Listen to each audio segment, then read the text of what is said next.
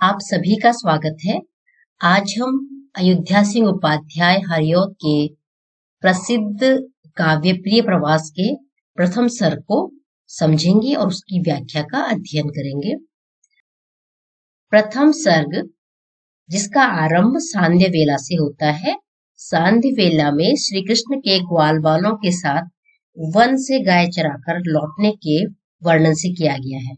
इसमें कवि ने दिखाया है कि ब्रज के जितने भी बाल हैं, वृद्ध हैं, नर नारी इत्यादि हैं, वे कृष्ण की मुरली की जो मधुर ध्वनि है उसे सुनने के लिए किस प्रकार लालित रहते हैं और उसकी ध्वनि के कानों में पड़ते ही अपने अपने कार्यों को छोड़कर कृष्ण के समीप जा पहुंचते थे।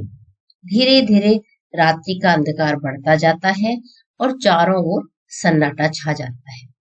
तो आइए हम इन पंक्तियों की व्याख्या को समझें। दिवस का अवसान समीप था, गगन था कुछ लोहित हो चला, तरु शिखा पर थी अब राजती, कमलनी पुल वल्लभ की प्रभा। प्रस्तुत पंक्तियों में प्रिय प्रवास कृष्ण कथा पर आधारित है। कृष्ण जी जो कि सुबह होते ही ग्वाल बाल के साथ गाय चराने के लिए चले जाते थे और संध्या होते ही वापस लौट आते थे। कृष्ण का आगमन दिखाने के लिए कवि ने ये पृष्ठभूमि दी है कि दिवस का अवसान समीप था, गगन था कुछ लोहित हो चला, तरु शिखा पर थी अब राजती, कमलनी कुल वल्लभ की प्रभा।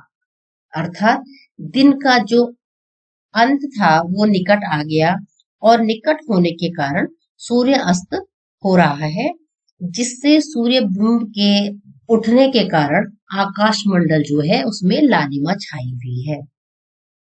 कमल और कमलिनियों के अर्थात कुल समूह के मन भावन भगवान जो भास्कर हैं अर्थात जो सूर्य हैं, वे आंचल की ओर छिप रहे हैं, जिससे कि उनकी जो किरणें हैं या उनकी जो रश्मियां हैं वे अब मात्र वृक्षों की चोटियों पर ही दिख रही हैं या सुशोभित हो रही हैं। अर्थात जो सूर्य की किरणें हैं वह धीरे धीरे ऊंची वस्तुओं पर ही दिखाई दे रही हैं।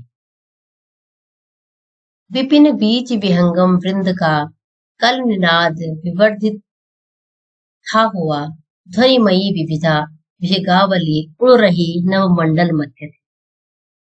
धिक और हुई नभ लालिमा, दश दिशा अनुरंजित हो गई, सकल पातप पुंज हरितिमा, अरुणिमा विनमिचित सी हुई। इन पंक्तियों में देखिए, विपिन बीच विहंगम वृंद का कल निनाद विवर्धित था हुआ, ध्वनिमयी विविधा विहगावली उड़ रही नभमंडल मध्य थी।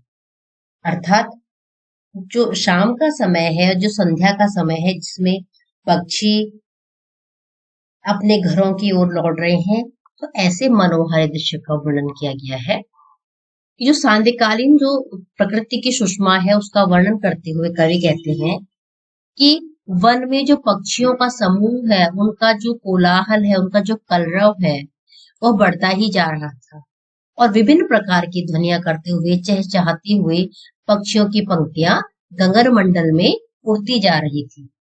कवि के कहने का तात्पर्य है कि धीरे धीरे आकाश की अरुणिमा बढ़ती जा रही थी, जिसमें आकाश के साथ साथ दसों दिशाएं भी रंग गई थी। तात्पर्य यह है कि सभी ओर लालिमा व्याप्त हो गई थी और आकाश और दिशाओं के अनुरूप ही जितने पेड़ थे, पौधे थे, वृक्ष थे या वनस्पतियां थी, इससे पूर्व हरे रंग की थी और अब ऐसी प्रतीत होती हैं जैसे उन्होंने लाल रंग में स्नान कर लिया हो। अर्थात अब वे भी लाल वर्ण की आभासित हो रही थी। ध्वनिमयी करके गिरिकंदरा कलित कानन किल निकुंज को, बज उठी मुरली इस काल ही, तरणीजा तट राजित कुंज में, कणित मंज विषाण हुए कई, रणित श्रृग हुए बहु साथ ही, फिर समाहित प्रांतर भाग में, सुन पड़ा स्वर धावित धेनु का। इन पंक्तियों में देखिए, इन पंक्तियों में कवि कहते हैं कि जो सांध्यकालीन बेला है और उस समय यमुना के तट पर जो शोभित एक सुंदर कुंज है, वहां पर श्री कृष्ण मुरली बजा रहे हैं और उनकी मधुर स्वर लहरी गूंज उठी है, जिससे पर्वत की गुफाएं हैं या जितने भी रमणीय उद्यान हैं, केली कुंज है, सभी उस मुरली की धुन से निनादित हो रहे हैं। और मुरली की मधुर स्वर लहरी के साथ साथ गायों ने अपने सींगों से बने सुंदर विषाण नामक बाजे तथा जो सींगियां हैं, जो ग्रामीण बाजा होता है, वो बजाई। तो उनके साथ के ग्वाले वे भी अपने वाद्य यंत्रों को बजाते हैं।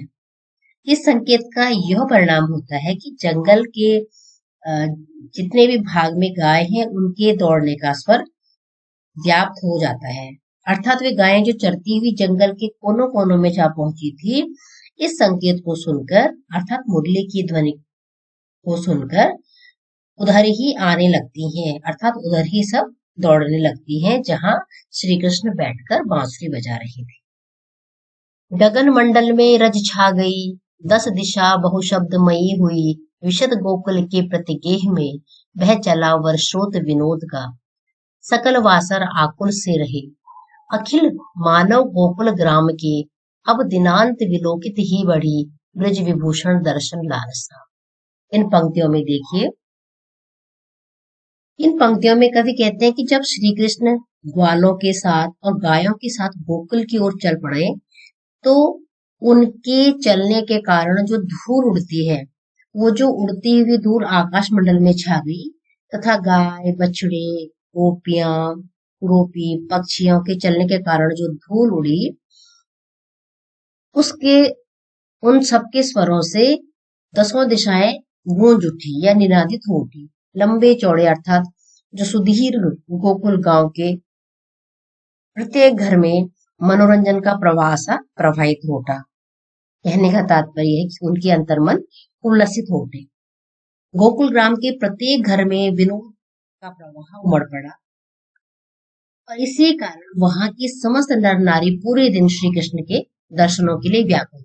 उन्होंने जैसे ही यह देखा कि अब दिन का अंत होने जा रहा है, जिससे श्री कृष्ण लौट रहे हैं, तो ग्रामवासियों को उनके दर्शन की उत्कंठा हो उठी और वे अपने अंतर्मन में श्री कृष्ण के आगमन की अधीरता से प्रतीक्षा करने लगे।